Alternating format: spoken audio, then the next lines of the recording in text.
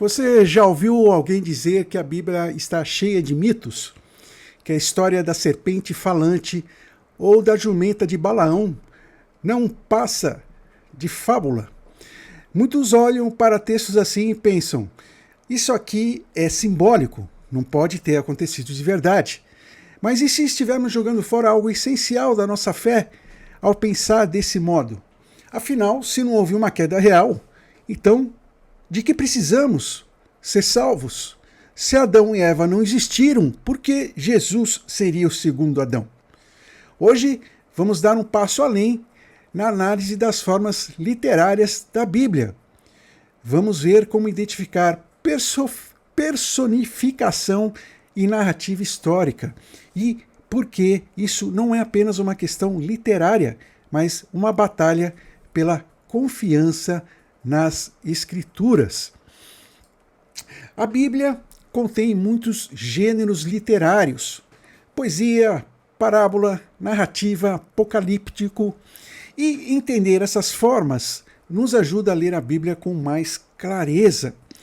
Vamos falar hoje sobre duas dessas formas. Personificação. O que é a personificação? É um recurso poético que dá características humanas a objetos inanimados. E vamos ver também a narrativa histórica, que nada mais é do que relatos de eventos reais, com tempo, lugar e pessoas específicas. Leia comigo agora o início do capítulo 2 de Lucas. Vamos dar uma lida aqui. Naqueles dias foi publicado um decreto de César Augusto, convocando toda a população do império para recensear-se. O primeiro recenseamento, foi feito quando Quirino era governador da Síria. Todos iam alistar-se, cada um à sua própria cidade. José também subiu da Galiléia, da cidade de Nazaré, para a Judéia, até a cidade de Davi, chamada Belém, por ser da casa e da linhagem de Davi, a fim de alistar-se com Maria, sua esposa, que estava grávida.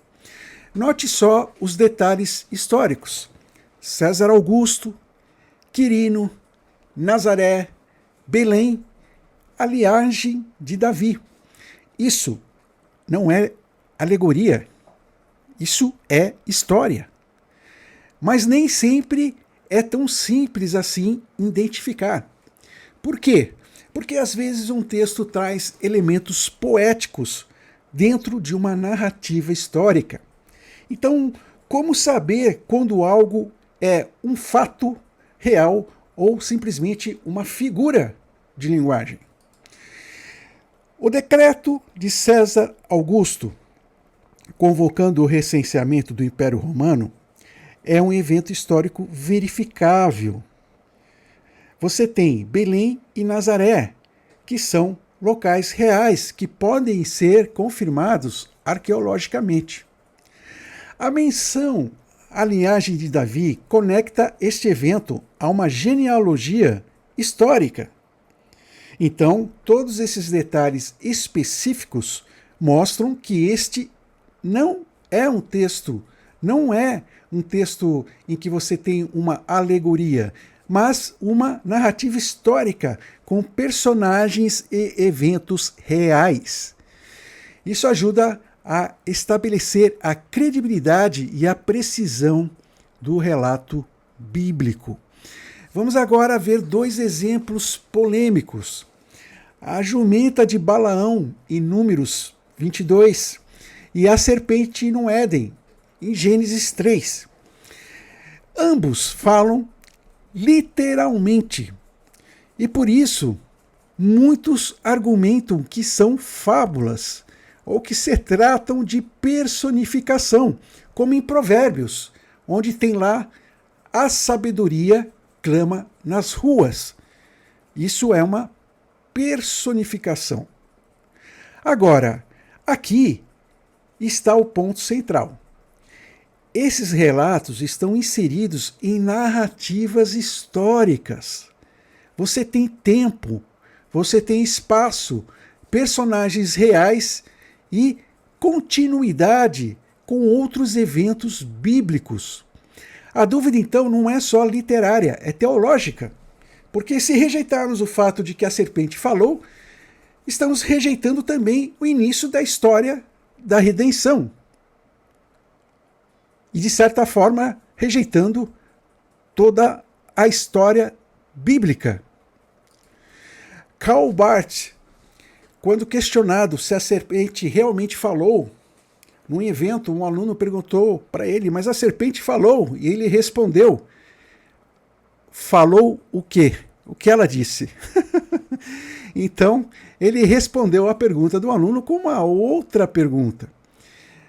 O que importa é o que a serpente disse. Mas apesar da boa vontade de Karl Barth, essa resposta escapa da pergunta real. Aconteceu ou não aconteceu? Se não aconteceu, o que mais na Bíblia podemos descartar então? Podemos descartar a queda, podemos descartar o pecado, podemos descartar a salvação. O texto bíblico se apresenta como narrativa histórica, mas com elementos sobrenaturais.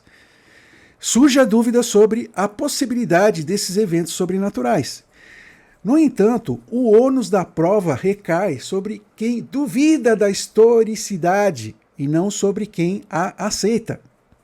Essa rejeição dos eventos sobrenaturais revela uma resistência mais profunda à ação de Deus.